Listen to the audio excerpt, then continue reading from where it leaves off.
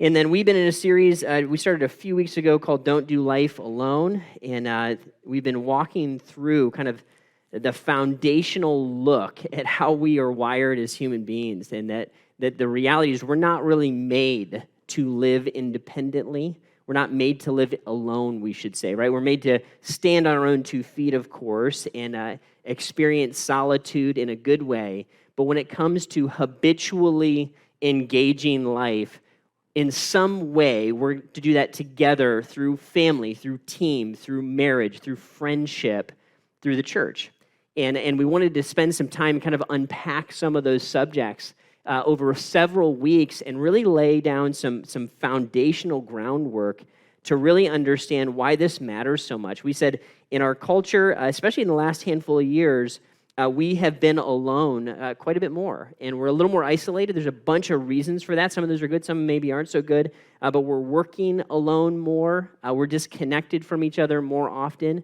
We're more focused on our device than we are kind of our relationships often. So again, some of that's fine, some of it's maybe not so fine, but the reality is we're often more alone than we used to be.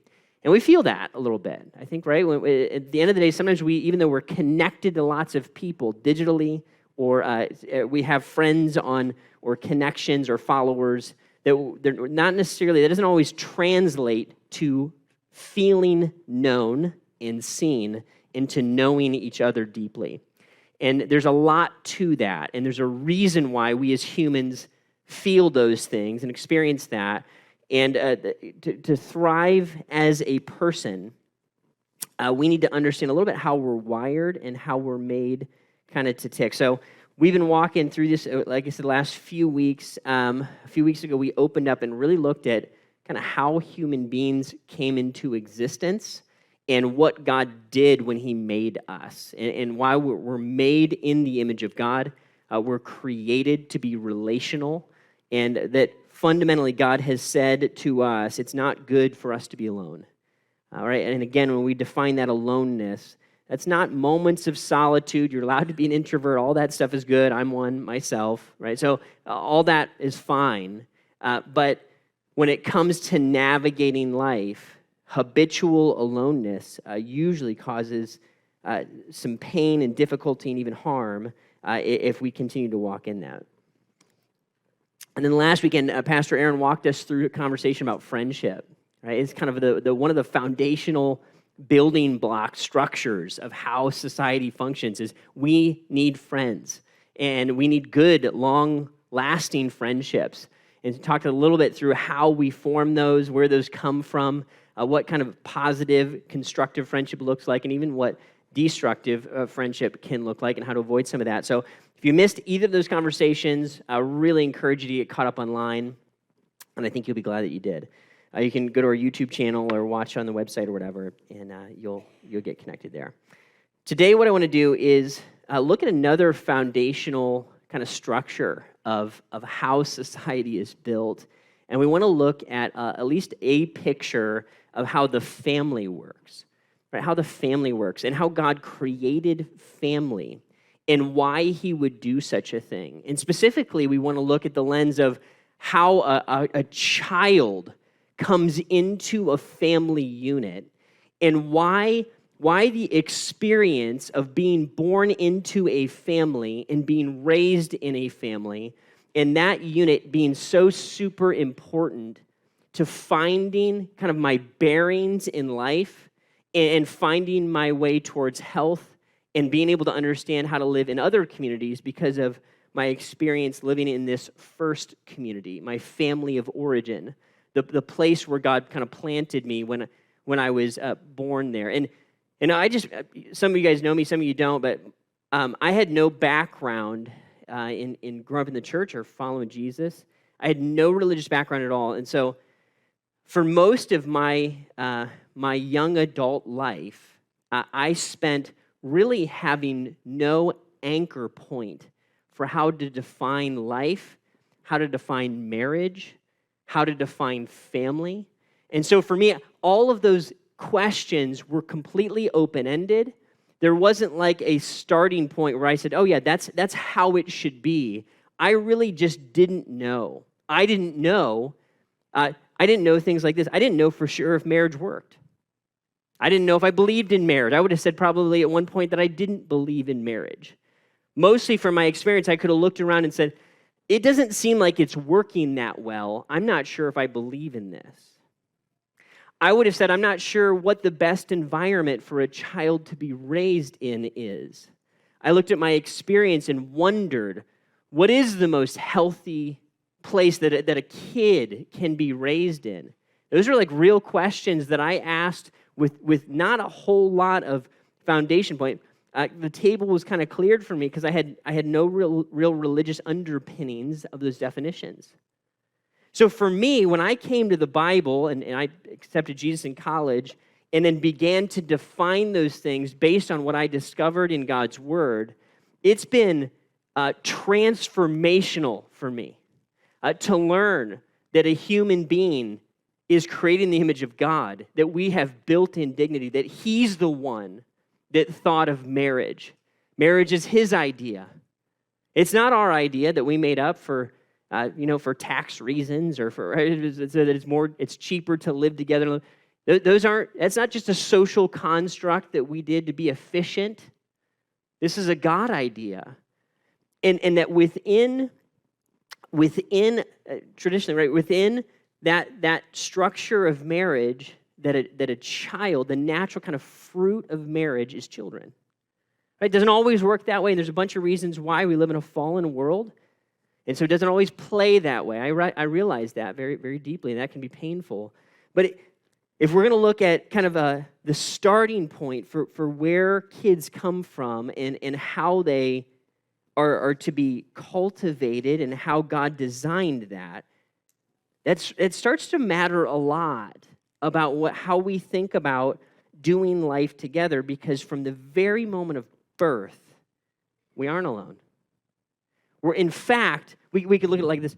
In fact, we are put into a situation where we are 100% dependent on others from Jump Street, from the very beginning. In fact, if you think of it, I kind of think in graph terms, and a child, kind of think of it like some version of this graph, where when I start off in life, the very beginning slice of my life, right, if time goes this way, and this is what dependence on others looks like, my need for parents and people to invest in me, in this first run, and I'm like 100% dependent on other people to feed me, to change my diaper. I literally can't go to the bathroom without somebody helping me.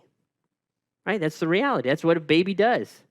They need mom or dad or somebody to change their diaper, like the physical demands of what a child needs. From the very beginning, their life is connected to other people. And then if we let that play out a little bit, over the course of time, what happens is those children, if we just look at it from the child's perspective, those children become gradually less and less dependent on their parents. That dependency starts to change over time. And eventually what happens is, there's kind of a maturity point that's hit where eventually these children become adults, and they have probably not a dependence, but they have some form of relationship that they're left with at the end of the day, that hopefully, in best case scenario, that turns into some form of a friendship. Right? But these needs turn from physical, and as time passes on, they become more and more emotional, right? Where kids need to have conversations and ask questions, and they need released more and more. In fact, there's a phenomenal passage of the Bible that I have really grown to love as a dad. So I have 4 kids myself, between 15. I got to remember this. The math keeps changing, right? So I have 4 kids between 15 and almost 10. My daughter's going to be 10 in a month. And so a boy and 3 girls. And so I'm right in the thick of this, and I've fallen in love with this psalm that shows up, and there's this phenomenal set of verses that have been very impactful to me and very helpful to me as I think about being a dad and about being a parent in general. And let me show it to you, and I think we can draw some great principles from it as we look at what it means to kind of do life together, specifically from the family lens. Here's what the psalmist says here in Psalm 127, verses 3 through 5. He says this: children are a heritage from the Lord. Children are a heritage from the Lord. Offspring a reward from him. It says, like arrows in the hands of a warrior are the children born in one's youth. Blessed is the man whose quiver is full of them. They will not be put to shame when they contend with their opponents in court. Interesting landing point to that passage. But here's what the psalmist is saying. He says, hey, kids are this heritage. They're this reward. They're a gift given. They're not accidents. They're not oops. They're not like something we have to manage. From God's perspective, when a child is given, that is a gift given to that man and woman. That's how it works. And then he goes into this archery picture, which I've just fallen in love with. He says that these kids are they're like arrows in the hand of a warrior. Like arrows in the hand of a warrior. And this picture of this archer, I've really clung on to this as a dad. And there's probably three big principles. If you're taking notes, maybe just jot this down. I didn't put them on the screen here. But here's three really phases of when I think about these kids being treated like arrows. If you think of a bow and arrow, there's kind of the first phase where I want to draw the kids, I want to draw them close in relationship. I want to aim them high, and I want to let them go.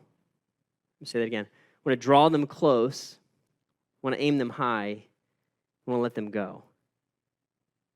Right? Like arrows in the hands of a warrior. I'm going to take this arrow, and the idea of an arrow is that it is to be sent out into the world.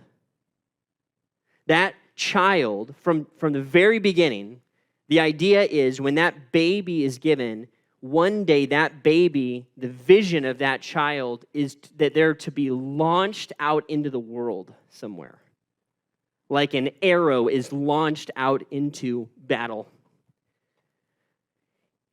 And the idea as a parent, this is how God would view it, the job and the role of a parent is that we are to engage in them. We're to, in the very beginning of their lives, we want to draw them close in relationship. We want to draw them close in relationship. We want to know them, to learn them, to see their little wirings and their little hearts, and for them to be close to us and us to be close to them, to listen to them, to listen to their questions and walk with them when they ask why, right? You ever have a kid that does that? They just ask why. And every answer you give, they ask another why. It's exhausting, right? But fun, kind of. And, right, we want to draw them close. We want to be with them. Like I said, you guys, from my experience as growing up, not knowing the right answers about how family is supposed to work, as a dad now, being on the other side of it, it's been fascinating for me to engage my kids and kind of see how they function in our family. And I'll never forget one of my kids. I was in a busy season of work, and I remember one of my kids, we were talking about doing stuff, and they just looked at me one day after we were talking about going to do some fun things, and they just said, "Dad, I just want you to be with me." And for some reason, that just stuck with me. They didn't necessarily want. They're fine to do fun stuff and do all. It's all good, but what they really wanted was they wanted me to be with them. And now every time one of my 4 kids uses that language, "Dad, I just want to be with you," it sticks to me. I hear it differently.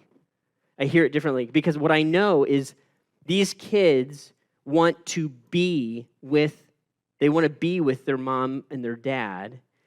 There's a level of emotional connection that is healthy and right, and I want to try to engage that where I can. Of course, we're all going to do it imperfectly. All right, but in the beginning, I want to draw them close. I want to listen to their hearts. I want to walk with them. I want to understand them. I want to know them. I want to be with them. I want them to be with me. And of course, that's going to be meeting their physical needs. And here's kind of here's the reality of it, how it works, is as I live life with them and draw them close in this phase, it kind of gives permission and relationship in this next phase. This phase kind of builds on the next one, which builds on the next one, which builds on the next one, which builds on the next one.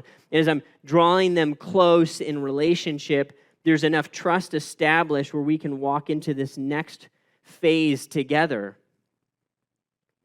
And as that relationship, because we are relational beings, we learned that a few weeks ago. As that relational trust is formed, these children, as they're making their way towards independence, they're leaning into that relationship and can hold on to it, I think, all the way through. Right? And this is the idea. We draw them close in relationship, and then we aim them high. As we're drawing them close, as we're building relationship through these phases, we're looking to aim them out into the world.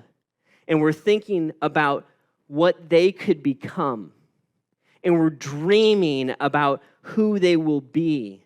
Now, here, if we looked at God's perspective for our kids, or for if you have children, or if you have nieces or nephews, or your grandparent, you have little people in your life, if God's perspective on these little people, he cares far more about who they become than what they do. He cares, let me say it this way, he cares far more about the kind of person, the character, the mindset, the heart set. Cares far more about that stuff than what job they land in. If they become a doctor or a lawyer or a dentist or a plumber that stuff's fine, it's good. What he really cares about is he cares that they become a certain kind of person. So when I join God in aiming my kids in that kind of high, a character high, when I aim them towards Jesus, and I aim them towards, I try to give an imperfect example, but a real example of what it means to know Jesus, then what I'm doing is I'm giving them the best possible shot they can have at understanding what it means to engage the gospel. And the decisions that are made in these phases help to do that. And mom and dad, if you're currently in the midst of parenting, I'll tell you this is at least for me, that means you're going to have to say, I'm sorry a lot. I messed up a lot. Being a good example does not mean being perfect. Make sure you know that, because that's not what the gospel is. The message, the good news that we believe is not that we are really good people, and that's what it means to be a Christian. What the gospel is that we are really messed up people that needed God to come to earth and die for us so that we could be forgiven and rescued people. So I want to model that for my kids when I fail them, and I do, and when I don't do what I hoped to do, but I want them to see that. I want them to understand that message in my life. I want them to see my passion for Jesus. I want to aim them high, and this is a big piece of it. Hear me, if you have a kid in your life, take this and run with it. See who that kid can become. Try to have vision for what that child may be. If they're 2 or 5 or 20, what could that person become? What does God put in them? What are the passions that God has planted in them? What is their uniqueness? And know that, right, if they're in this phase, right, if they're still they're living in someone else's home and they're in the phase of a child, that if you are an aunt or an uncle or a grandparent or a parent or even a big brother or sister, that your voice, your words in their life, in the way that you view them, has massive ramifications to who they become. Because what they're doing right here is they're deciding, who do I believe in? What voice do I put my faith in? When somebody says to me, you can do it, I see this in you. Or they look at you and they say, I don't think you're ever going to amount to anything. You're worthless. Well, you know, our family, we never accomplish anything. You know, see who Grandpa's like? Well, Dad was like that. That's what we are. Guys, that stuff is destructive. Because that kid, if they're 5 or they're 10 or they're anywhere in this spectrum, when they hear those words, they're looking for an adult, a person ahead of them, and they're listening for their voice, and they're looking to believe in someone's voice. Right? So if you have the privilege of being in a child's life today, you get the opportunity to help aim that kid high, right? To invest into that child, to know them, to help draw them close, but then also to speak vision into their life. And not just vision of what they may accomplish, that's part of it. But what matters more is who they could become, what kind of person they could be. And your words matter, right, in all this. So we draw them close, we aim them high. We aim them as high in the vision, as high as we can for what God could do in and through them and who they could become. Right? And then here's the hard part, if you're a parent, I think. It's all hard, is letting them go. It's releasing them. Is recognizing that these kids, they're actually not our kids. These are God's children that He has entrusted to us. They're not there for our entertainment. They're not there to fill our social calendar and be cute. All those things happen. Right? Most of my job as a parent now is just driving around. That's what I do. Where are we going next? It's just the next drop off, right? It's good. We're going to have a driver soon. It's good. You can pray for me. It's fun. Right, but we want to begin to let them go. We want to begin to let them go, to begin to see the vision the whole time was not that these kids exist to meet my needs. These kids were not born to be my friends and to make me not lonely. That might happen. We might be friends one day. I hope to be friends with my kids one day. I'm not friends with my kids right now. They're not my friends. I'm their dad, and they're my children. One day, when they aren't living in my home, I hope to be friends with them. They don't exist for me. They don't exist to make me happy. They don't exist to make my life easy. They don't exist to obey me.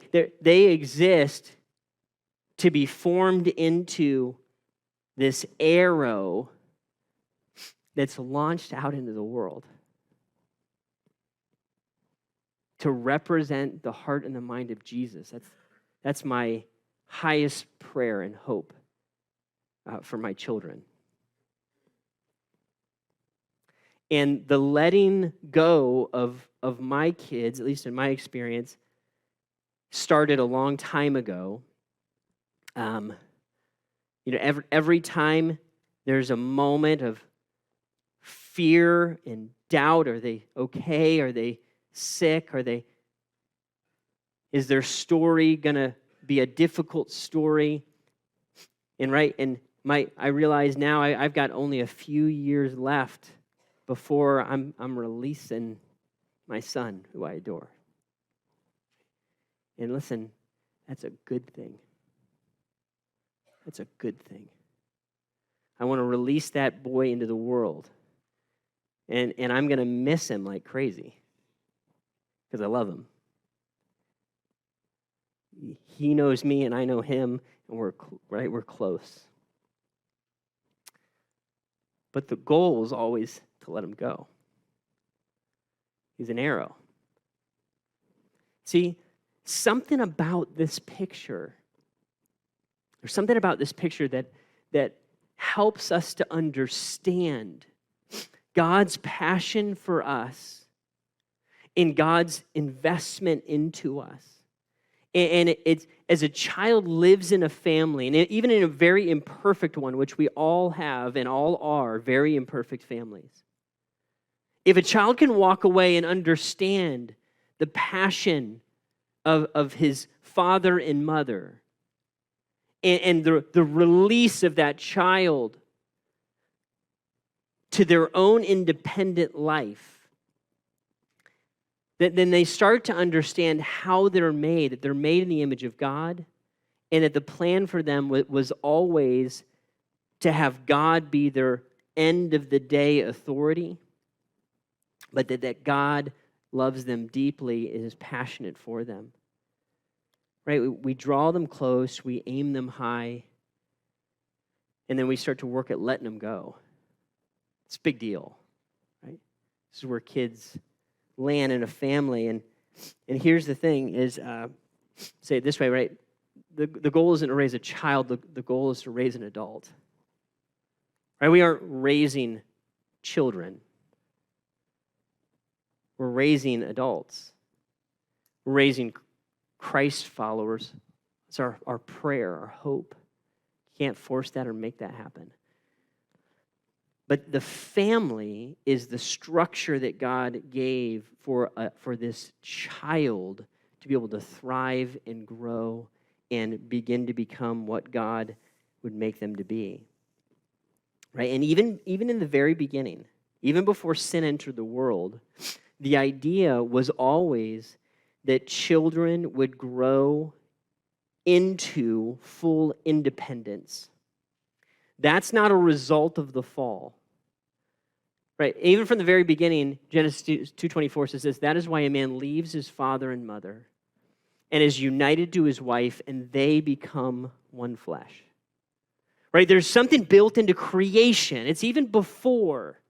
It's before sin entered the world, that a baby would be born. Right? And they would be completely needy and completely dependent, and over the course of their young life, they would grow to the point where they become completely independent, able to stand on their own 2 feet, able to make their own decisions, able to operate and even form their own family. This is huge. Guys, this is why we have to have a continued vision for if you're a parent or you're a young adult. We have to all cultivate a vision for our own independence, and our kids' independence. The idea that they are, right, we might live in our parents' basement till we're 35, right? That's cool with you if you're a young adult, or that's cool with you if you're a parent, because it kind of formed this kind of strange, unspoken contract where I don't have to fully grow up all the way, and I can still kind of need you because I don't really want you to leave. That thing is stunting what God is trying to do in maturing us, in multiplying us, in causing growth to happen. Are there circumstances where that makes sense? Absolutely. You guys know that. Absolutely. But as a rule, the vision, if I'm a young adult, is I want to be able to stand on my own. I want one day to be able to leave, whether that's in singleness or whether that's in marriage, and stand on my own 2 feet before God. as a contributor, because my family launched me into the world as this arrow. If you're a parent, right, the goal is to be able to launch that young person that was once a fully dependent baby and see them grow into fullness and see them become independent, standing on their own 2 feet. Right? There's tons to say here. And here's the thing. Because we live in a broken world that sin has affected deeply, what happens in every family is every kid, my kids, will have gaps where some version of they didn't get quite what they needed somewhere along the way. Everybody has gaps. You have gaps. I've got gaps. My kids are going to have gaps. I always say my kids are going to need counseling. I'm not sure what for yet. If I did, I would change it. Right? But they will. It's a reality. Why? Because I'm an imperfect parent raising imperfect kids. Here's the thing. So you say, how do I hear this message and walk away with something today? Let me talk to you based on kind of where you are. If you are thinking of this picture right now as a child, you may not be a child, but you may be hearing it as a child. If through this conversation, most of how you heard this was, man, I don't think I really had that. You may be 60. You may be 80. Right? You may be 30. You may be 15. If you're hearing most of this conversation through the lens of a child, hear me. As an adult, or on your way to adulthood, if you're in this room and you can hear this conversation, you, as you embrace adulthood or as you live in adulthood, I almost guarantee you that you have some level of wounding that came from your story, from your family. That wounding wasn't fair, wasn't your fault. And now that you are a grown-up, it's now your responsibility to go find healing for that wounding. Hear me? That's on us now. It's on us now to go to Christ, go to biblical community, go to the church, go to counseling, go find healing for the wounding. It's massive. It's massive. Because I'm pretty sure you have gaps. I've got gaps. I'll work on some of my gaps on some level for the rest of my life. I'll steer against working on those built-in issues that came a long time ago. Right? If you're hearing that through the eyes of a child, I want us to recognize there's wounds. I want us to recognize gratitude. Believe that God would have us do that, to look at our mothers and fathers in our imperfect story and to say thank you for the things that we can say thank you for. Right? Because even where there's big gaps, look at the rest. Many of the needs were met. And can we look at mom and dad and say thank you for that where possible? While at the same time recognizing that maybe things weren't quite as they should have been. And I need healing for that. I want to take responsibility for that. Right? If I'm a child, am I hearing this from the eyes of a child? I want to walk in gratitude and healing. If you're a parent today, hearing this conversation, probably you're like me, and you've got to, on one hand, work on your own healing, and on the other hand, work on this investment into your now family simultaneously. Right? I got to work on healing from what I grew up with or in, while at the same time trying to provide filling in the gaps more and better. One of the best ways I can honor my family I came from is by doing my best to fill these gaps in even more than what they were for me. Right? So I want to do my best to draw them close and aim them high and let them go. And you might be hearing this today and think, man, Ryan, this is hard. This is hard. I don't know what that means for me. Draw them close and aim them high. And this picture, if you're a parent right now, this doesn't mean that it has to look the same for every family. It doesn't have to mean the traditional equation of dad works or mom stays home. It can look 1,000 different ways. Here's what it means. Here's what it means, is that in this season, mom and dad, if there are children living in your home, at some level they need you. At some level they need you.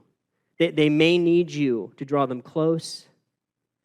They may need you to listen. They may need you to have vision for them and communicate that in a loving and inspiring way. They probably need you at some level to start letting them go. Right? And they need you to not flip the equation. Because this is what can happen. Mom and Dad, if we skip this part, we turn it around. If we try to let our kids go too early, and then later we realize we did that, then we want to draw them close, it doesn't work. So if you realize, man, I think I'm off track here, here's something simple. We're all off track. Just know that. We all mess this up. If you realize and you're hearing this, you say, Ryan, I think I'm off track with this. Here's the thing you can do. It's simple. What every kid wants, whether they're 10 or 25 or 45, here's what they want you to do. Ready? I'll tell you the secret right now. They just want you to own it. That's it. They just want you to own it. Say that. I'm sorry. If I had to go back, I would do it different. That's it. You can't go back and redo it. That is in the past. It's gone. It's okay. What you can do is you can show up wherever it is, and it may be way down here somewhere. And you can say, son, daughter, I love you. If I could go back, I would do this part different. And I want you to know, I think that will make a world of difference in your child's life and in your relationship. May not show up right away, but when they put their head on the pillow at night, that's going to mean something. Because here's the thing, every kid is connected to their mom and dad. It's just what it is. Whether there's a complete disconnect, there's some kind of built-in deep connection back there. And it needs healed. And if it's not, there's something in us that feels off. Right? Parents, find the healing that you need. Find a way to own places that you're off track and look at where are my priorities for this season. And may they alter in light of this conversation. Grandparents, aunts, uncles, friends, people that are the supportive person around a child's life, hear me. Your support of your kids or your brother's kids, right, or your sister's kids, you name it, your support in their life as they parent means the world. And I can look at you and say, I am so grateful for the grandparents that God has put in my children's life. Their support means the world to me. Their investment in helping me to do this has been unbelievably helpful. Where you can look at mom and dad, grandparents, and recognize that parenting in 2022 is quite a bit different than it was 30 or 40 years ago. The complexities have increased. It's challenging in a different way. Support them. They don't need a lecture. They need your support. They need your encouragement. They need your cheerleading. Aunts and uncles, lend a hand, mean the world. Guys, for all of us, as we look at the value of children in raising the next generation, it's an absolute game changer. And it's in the unit of a family that God has chosen to do this. And what happens here will end up forming how that arrow is sent out into the world, which will end up creating our future. It's massive. It's massive.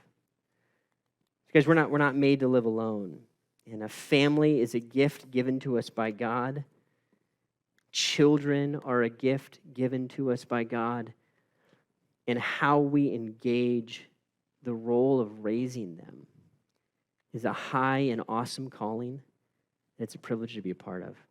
As the band comes up, I'd love to have you wrestle that through, pray that through. Would you pray with me as we sing and worship together?